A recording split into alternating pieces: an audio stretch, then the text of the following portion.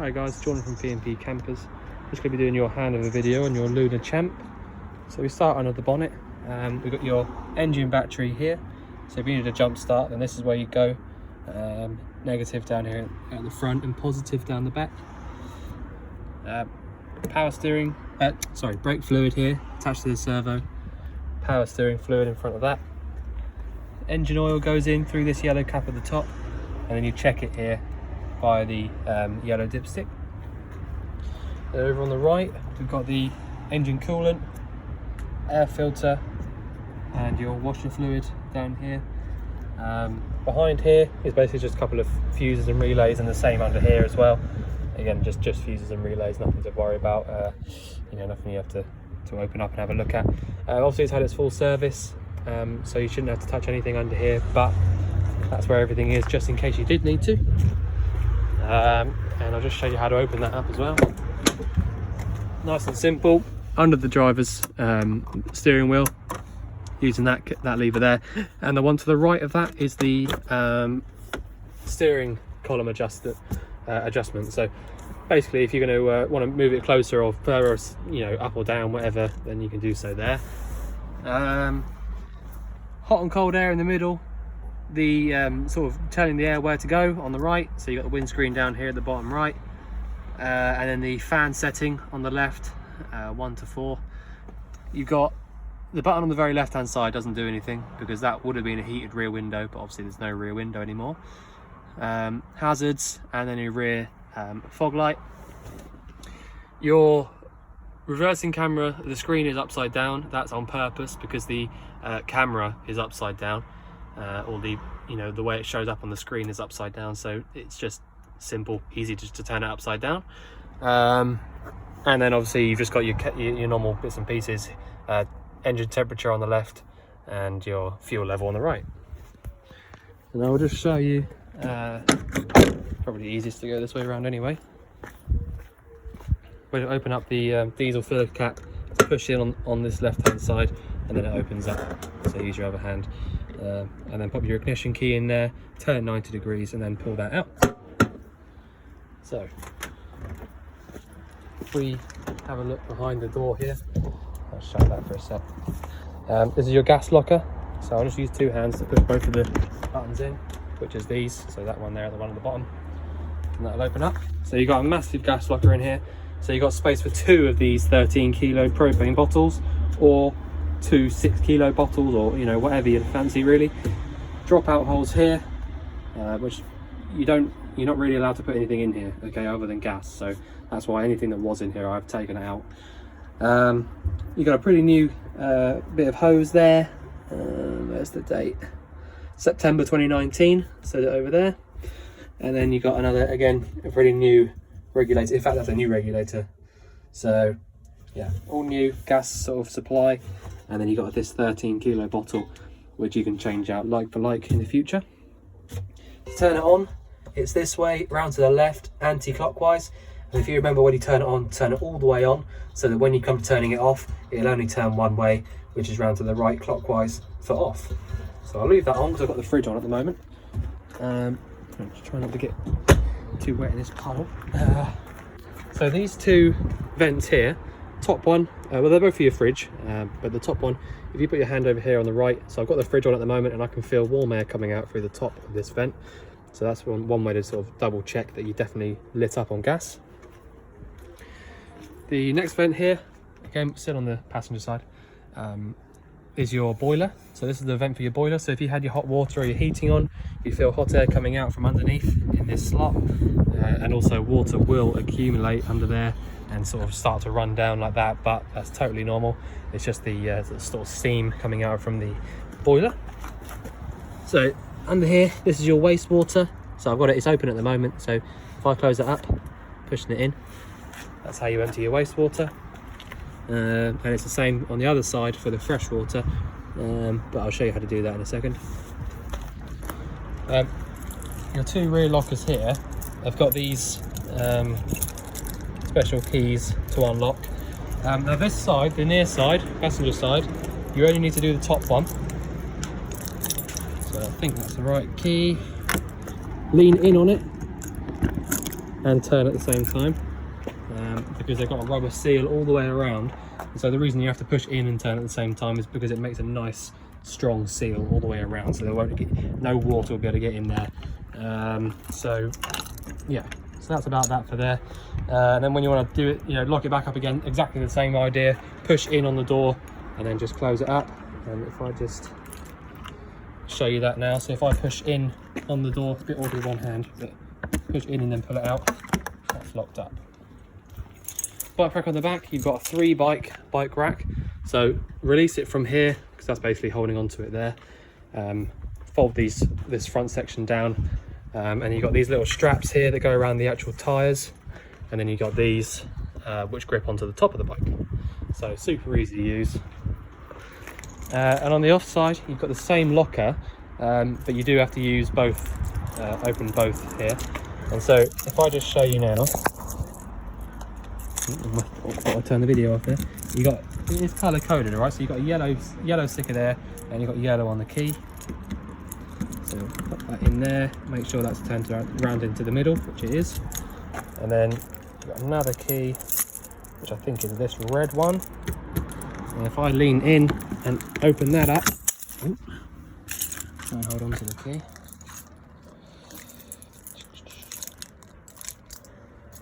Bear with me. So if I'm pushing in, so awkward to show you, pushing in and then turning it open like that, then it will open up. So just basically turning this, and again push in and round to the left, that's locked up, and then still just keep holding it in a little bit, so you can like sort of use your knee or whatever. Put that next one in and lock that up. And so because you're having to lean in on it and turn it at the same time, it means it's really nice and sealed up with the rubber, and you won't get any leaks coming from there. The wastewater drain is that little pulley there, which I'll just show you. So pull that. I'm not going to do it too much because I'll get soaked. That's your fresh water drain. So like I said, you have to be careful with that one, because if it's full, it really does chuck it out. So just be careful you don't get soaking wet. Your freshwater inlet, so that's where you put your fresh water into.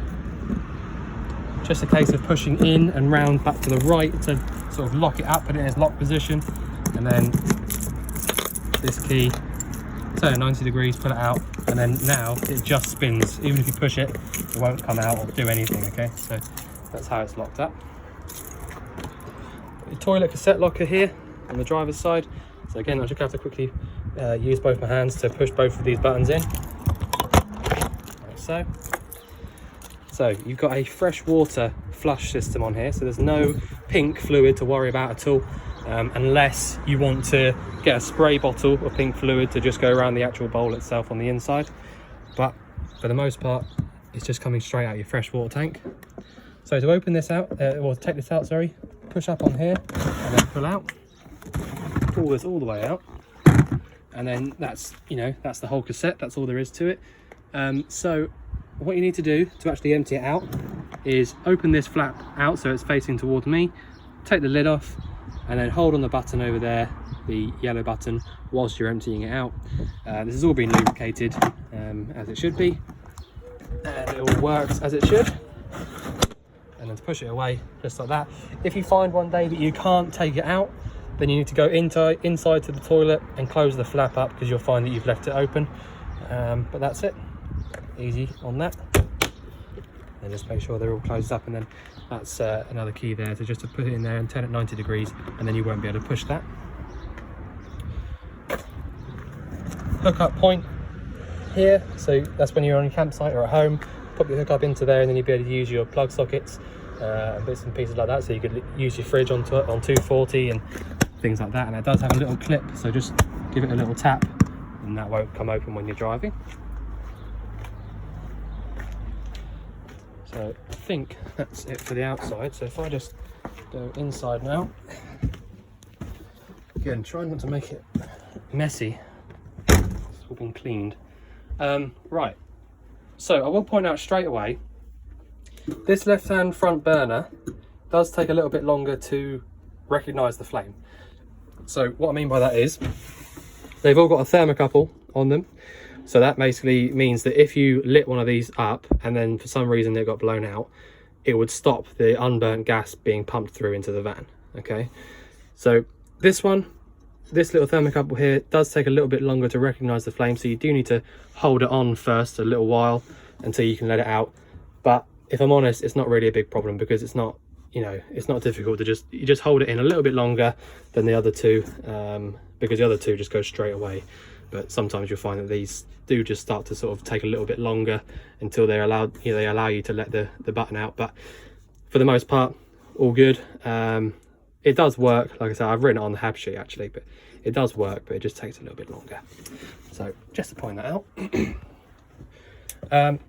So up here, first of all, we've got your control panel. Okay, so I've got all of these buttons on here at the start, which is basically what you want to do if you're going to come in here and start using the van. The one on the right is a main on and off switch, and the other two are just for like sort of tank heaters and pump and all that kind of stuff. So just pop them on when you come into the van. You don't need to have this middle one on, but anyway, that's what you need to do. Come in here, switch those on so you can use the van. And then this one on the left hand side is a reading meter basically. So if I click up here, it tells me how much voltage is in the first battery. So that's that one there. So you've got 13 volts, which should be your engine battery. And then if I click down to the battery 2, that's showing me that you've got the same 13 volts in the leisure battery. As well, if I show you now, if I click up here, doesn't matter, up or down, it's the same. If I click up, the left-hand one has got a cup inside a tank, so that's your fresh water. So now it's telling you that you've got about half a tank of fresh water, and if you click this button and this red light came on, that means that your waste tank needs emptying. Okay, so either up or down. This one tells you your fresh water and waste, up for your engine battery, down for your leisure. And as well, if you plug your hookup cable into it, you will find that this light up here comes on, and that's a charger symbol there. So that means that your engine battery, your leisure battery, sorry, is being charged up. So nearly every single light in here, in fact, I think every single light in here has got its own individual switch. So there's a couple of switches down here. You know, you've got little lights up there that are controlled by that. You know, lights all over the place that have got their own switches. So like this one here does these two lights under here, and you know, you'll work out which ones you do and you don't like. But you know, nearly every single one's got its own switch. And one thing to bear in mind above the bed, which I didn't realise until I was up on the bed yesterday, is that you've got an individual switch on both of those lights, but you need to have this button here on to actually sort of turn them on, if you like. So if you find that you go up here one day and you think that those two lights aren't working, they are. It's just that this button's not on. And I've sort of worked that out the hard way. So make sure that you switch that button on there if you want to use those lights up top. The ladder sits up here for when you're driving, so it won't come flying out. And they hook onto these here so that you can get up onto the bed. And both of your windows up here, I've tested all of them and they all work as they should. So what we got in here, anything? No, not really anything to show you. Okay, so the next thing is here, which says Trumatic C. So that's your boiler settings controller. So if I click up now, so if I've got these buttons up here on, then you're all good to go and use everything else. If I clicked up one here, you get the two lights come on, green and orange. So that means that your hot water is going to try and light up. So basically your boiler is going to light up and try and heat the water that's inside it. And that's 40 degrees, and then up one more, it's 60. I'll turn that back off.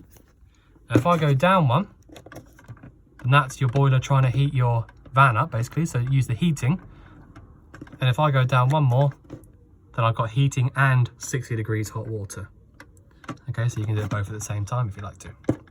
This is basically just a gas control setting, so you can leave that around where it is, it doesn't really matter. But anyway, yeah.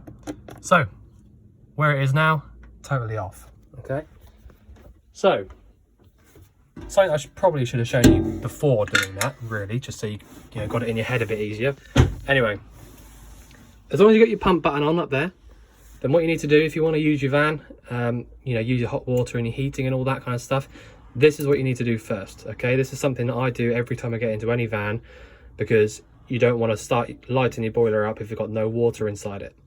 Okay, so what you need to do, come here and pull your tap, and just make sure that the pump starts to run. It's quite quiet because it's submersible in here, so it sits inside the tank, I believe.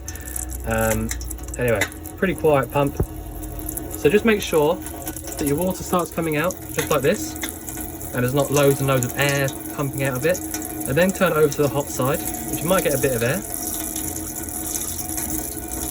So you see where it's a little bit spitty, like that. Totally normal. Now if you just wait until the water starts coming out nice and smooth, more like this, that now tells me that the boiler is full of water. Okay, because you only get those spits and spurts when the boiler isn't quite full. Okay, so I can turn it off and the pump will stop. Now the boiler itself sits in these sort of big double lockers here. All right, so if I open this up and give you a good little show around it and show you how it works. And first of all, just on the left hand side, you got your gas manifolds. So it tells you here, someone's kindly written them out. So if you had a problem with any individual appliance, then you can come here and switch them all off individually if you needed to. Right, so this is the boiler. So this is your hot water and your heating. This little button on here is important, okay? So if you find that this is in this position, down, then you need to come in here and lift it up like I've just done there. Okay, there is a little diagram on it saying that open and close, but essentially if it's up and it won't go up anymore, that means it's totally closed up and the water inside the boiler is going to stay inside the boiler. Okay, but if you find that it's down and you can't get it to come back up, then that probably means that it's really cold outside.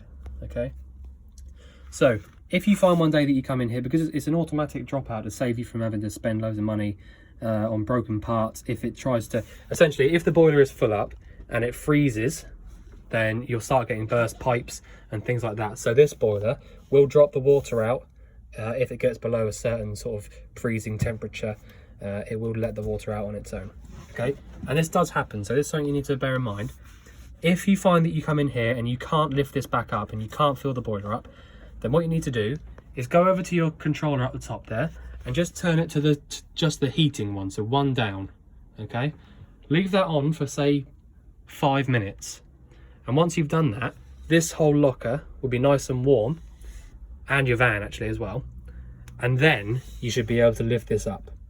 Okay, so you're almost tricking this little button in here to make it think that it's much warmer than it is outside. Okay, because if you're actually using the van itself, nothing's going to freeze up. All right, so it's okay to do that. So like I said, if you can't lift this up, you can't fill the boiler up, go to the controller and switch it on to just the heating alone, leave it for 5 minutes, and then come back in here and just lift it up, and it should stay up like it is now. Okay, so the other alternative is, a lot of people you'll find they put pegs and things around here. I don't like doing that at all, because if you forget to take that peg off and you don't drain this boiler out, then you'll be paying for a new boiler and it's not cheap. Okay, so you definitely want to leave this exactly how it is, because it's doing you a favor, not letting it sort of drain out, not letting it freeze up, sorry. So that's the boiler. I know it's a lot to take in, but you know, essentially if you can't get this to pull up, put the heating on, leave it 5 minutes and try again. Okay, so close that up. I've left you a clicker in here, this one here, because there's no ignition up here, and also there's no ignition down here. So you got a little safety catch here, lift that up like that, so you won't be able to open it, push it up and then open.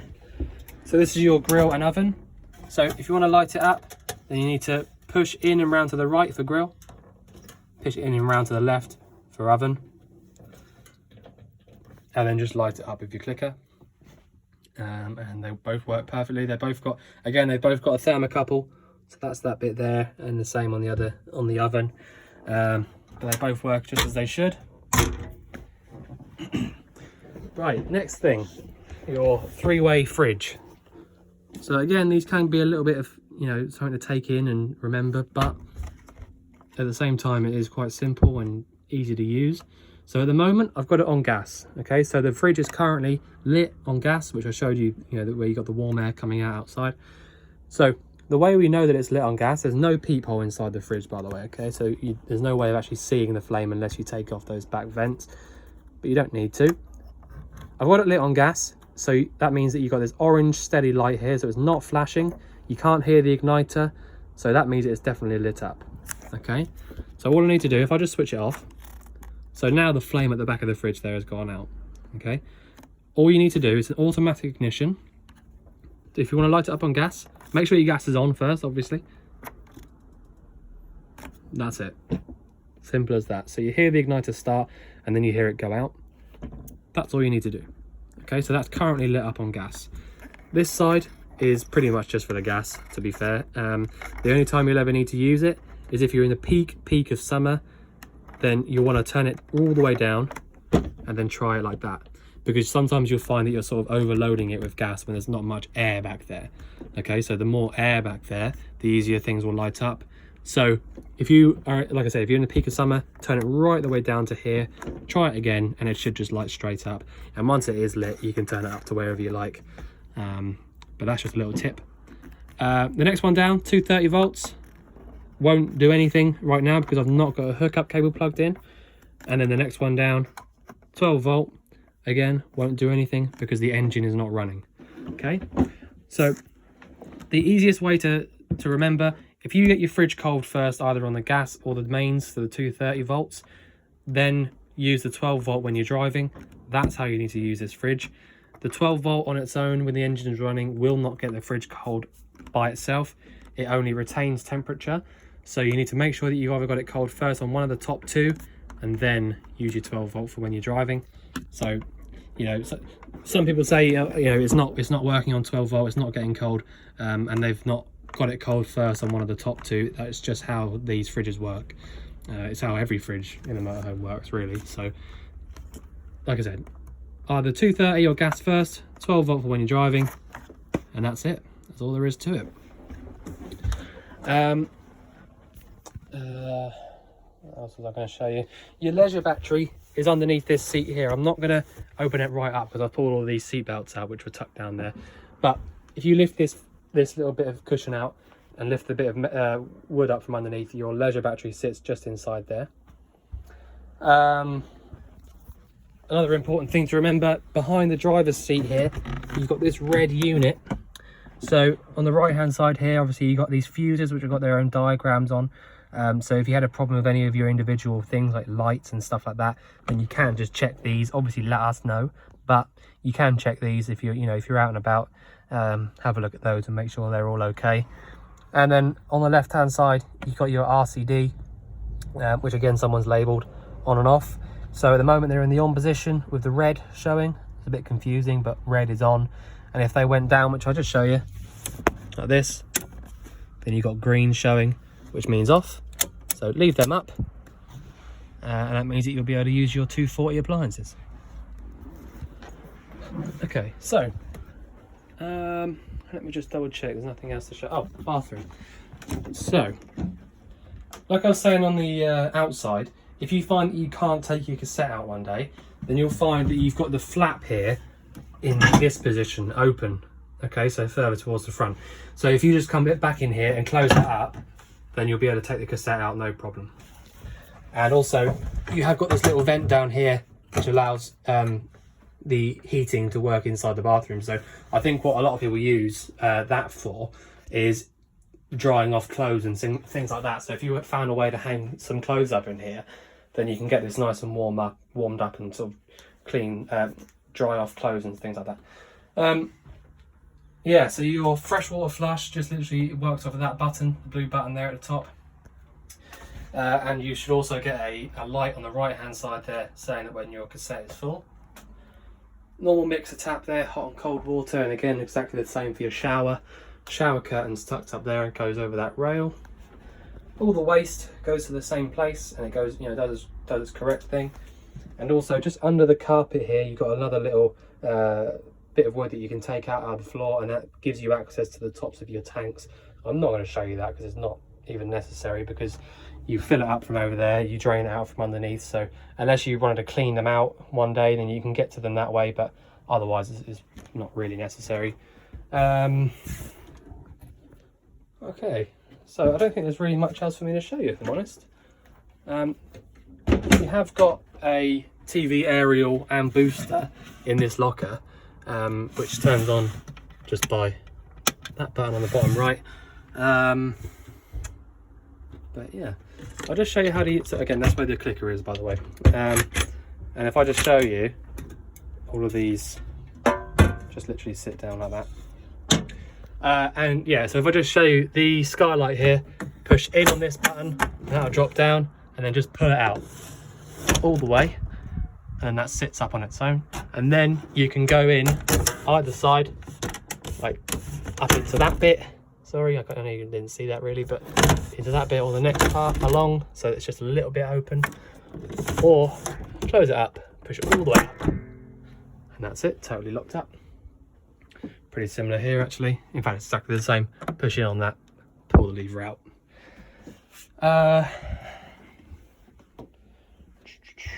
I think that's about it. I can't think of anything else to show you, if I'm honest. So yeah, so if you do get any more questions or anything, you think that I've missed anything, then obviously let us know. But otherwise, we look forward to seeing you soon to collect your van. Thanks very much.